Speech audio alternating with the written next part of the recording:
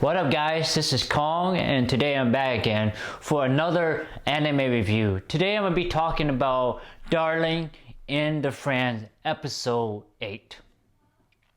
So what I'm going to do is just talk about what happened in the episode, and then I'm going to just talk about the thing that I found interesting about the situations and what I picked up. So let's start about what happened.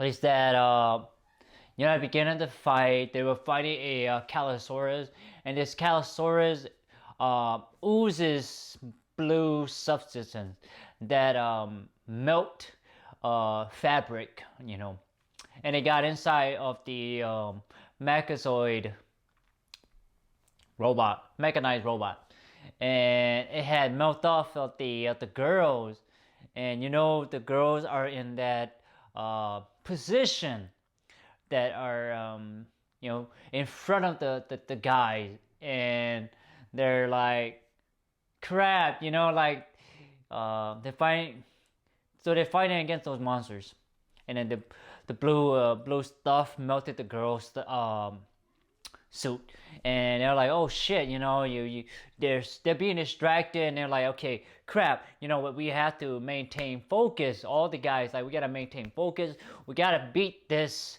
Callosaurus because it is a threat. And googling or staring at the girls, their pubic region, let's just say, it's not the best time to be staring at because you have this threat.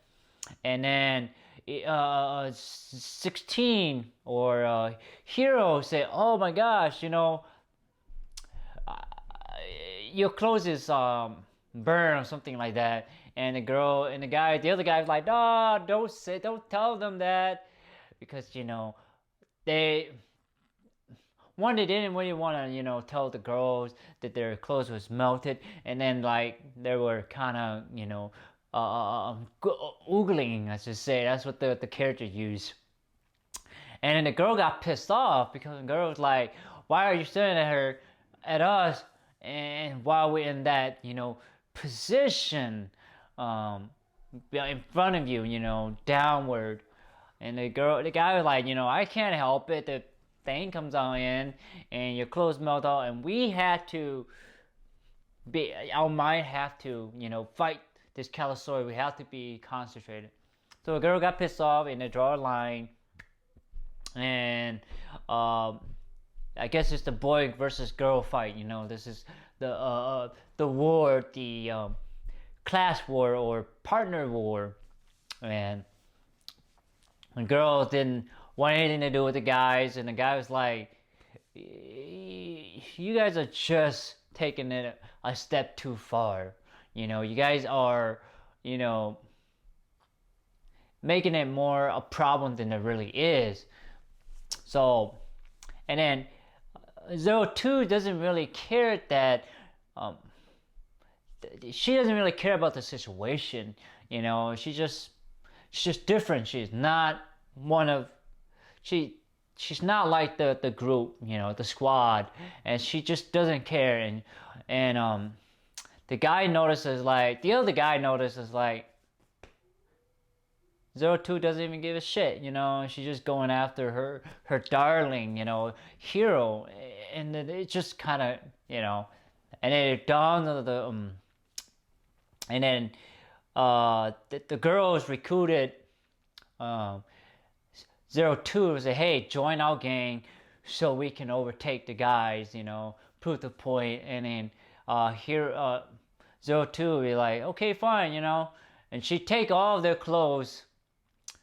Well, before she does that, she goes, which is that the boy can go into the bathtub, and the boy does not know that there were girls in there. And then what she does is she took everybody's clothes, and she runs away, and Hero goes after her, and then she threw all the clothes at him, and he started laughing, and she realized that, and he asked her, why did you do that? And she's like, I wanted to be human, be like you, So And then at the end, everybody kind of come together, and the guys say apologize, and then and whatnot, and they sort of come together. And then one of the girls they refuse, and they go into one of the rooms that the girl was barricaded herself in, and she saw this frame, a picture of the other squad, and she realized what happened, and she started crying. Everybody came together and kind of sort of,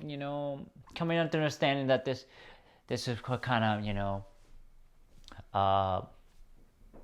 kind of pointless fight, So now let's talk about the situation, what I think of everything was going on. And to be honest, I think the girls took this a little step farther than it really is, because when you think about it, okay, the guy's he's in behind you. Obviously, he's gonna be staring at you, and if you were vice versa, you would be the same position. So it's like and I understand it's a whole privacy thing, but and that you can see that these guys were trying to concentrate because there was a fight, and then the guy had to apologize. I didn't quite agree with that. I wish both of the girls and the guy actually apologized to each other, understanding that they couldn't really help it. They was in that position, and there was a Calosaurus, and they were trying their best. And I wish that the girls would admit that too. Say, hey, sorry, we take this so too far. We apologize because,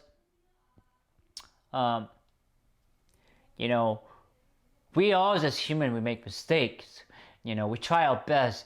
That we have to come and understand of each other. And it goes to what I'm saying to you guys is exactly what Hero is telling the guys. Say, hey, the girls are taking the beating.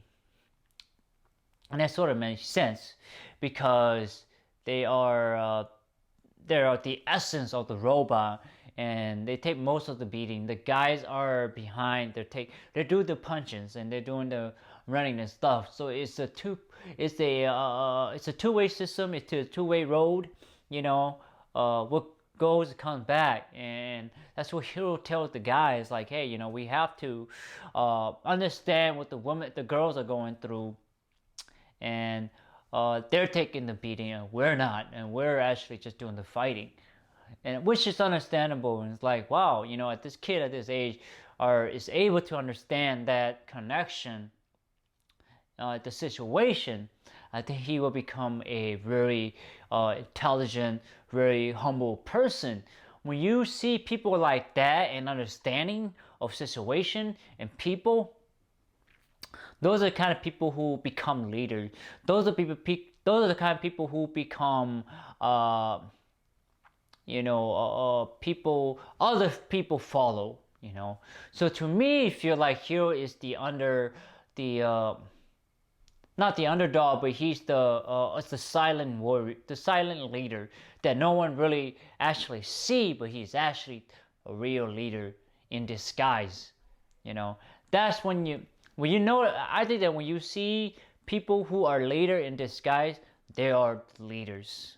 They don't attract attention to them, because they understand that they have to be working team. And Hero really exemplified that leader quality of understanding the other partner, the other persons. And I thought that was great. I thought that was like, wow, this guy understands. He's a teenage, but he understands this. He's gonna become a great man. He's gonna do many good things. And then let's talk about 02. 02. And there, 02 is running away from Hero, and she throws at him, and she's like, I want to be like you. I want to be human. I want to be part of this human fight. And she thinks it's fun. I think she's actually smarter than you really take her for. Her rebelliousness, her bossiness, her snappiness is just for show. But she's actually really intelligent.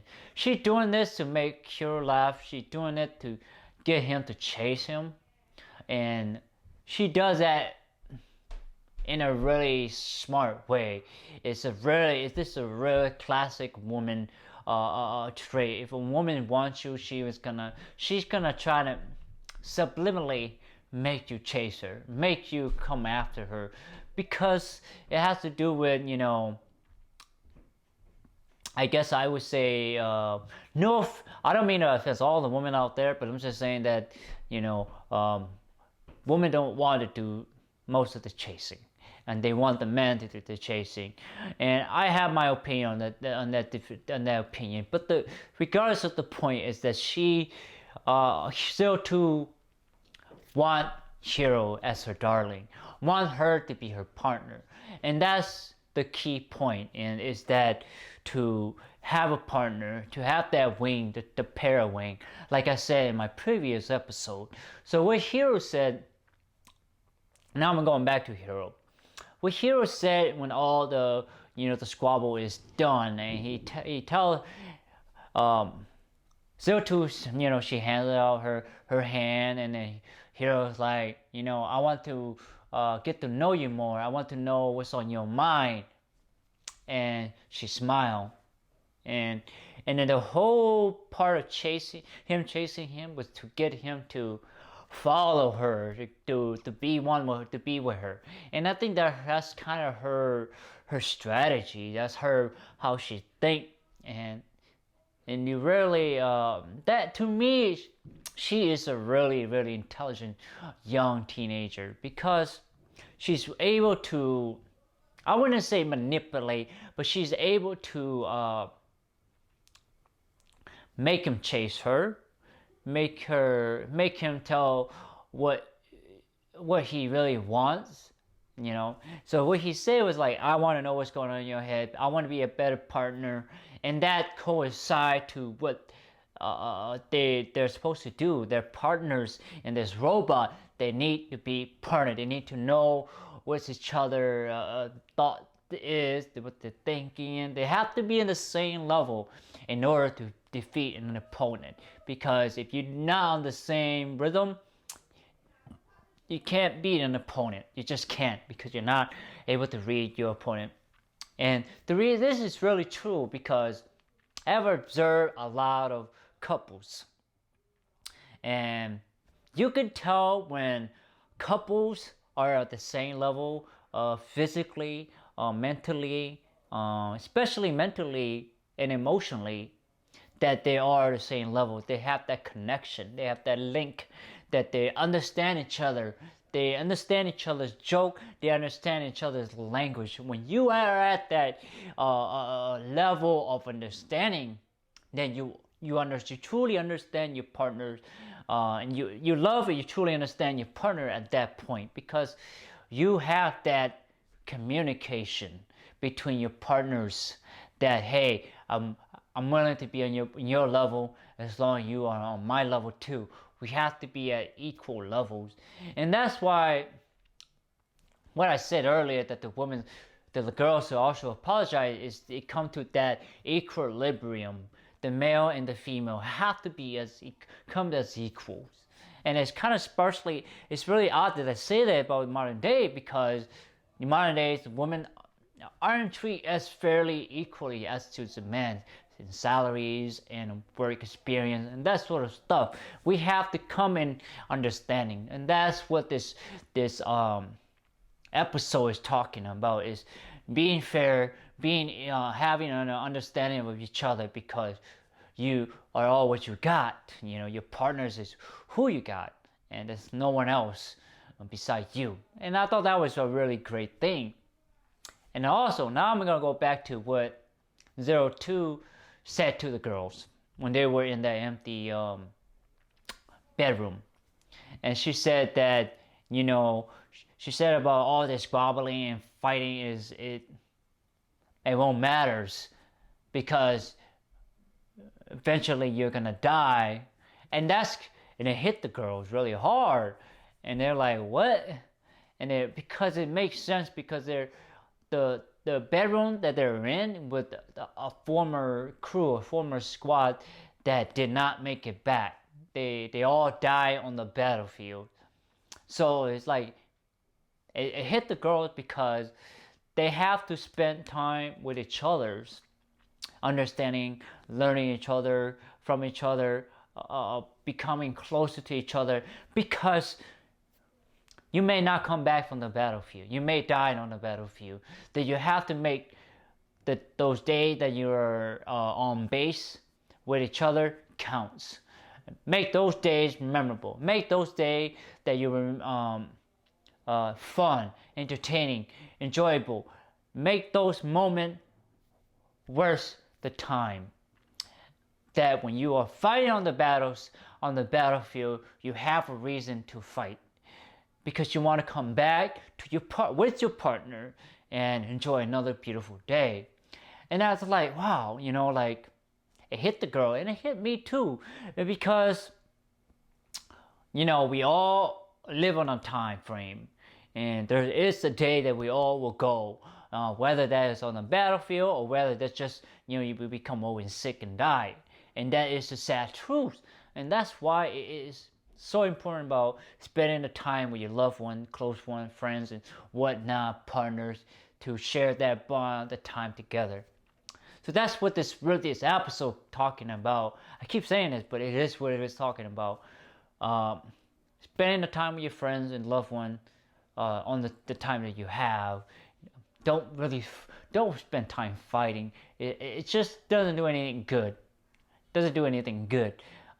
Learn and appreciate each other. And that's what I got. This is what I take from this episode. And I hope you got the same thing from this episode, episode 8, Darling in the France. So what do you guys think of this episode? Do you think it was great, bad, it was funny? What you don't like, dislike? Let me know in the comment section below. I would love to read what you guys thinking. Like this episode said, I would like to know what you're thinking. But anyway, guys, please like, thumbs up, share, browse, subscribe to my YouTube channels. There's more content on there on my channel to check out. Please do so, and also press that bell button next to the subscribe button. That's how you get, my video review of each episode. And again, most importantly, I want to thank you so much for your time and effort to watching my anime review of Darling in the France episode 8. Take it, guys. Bye-bye.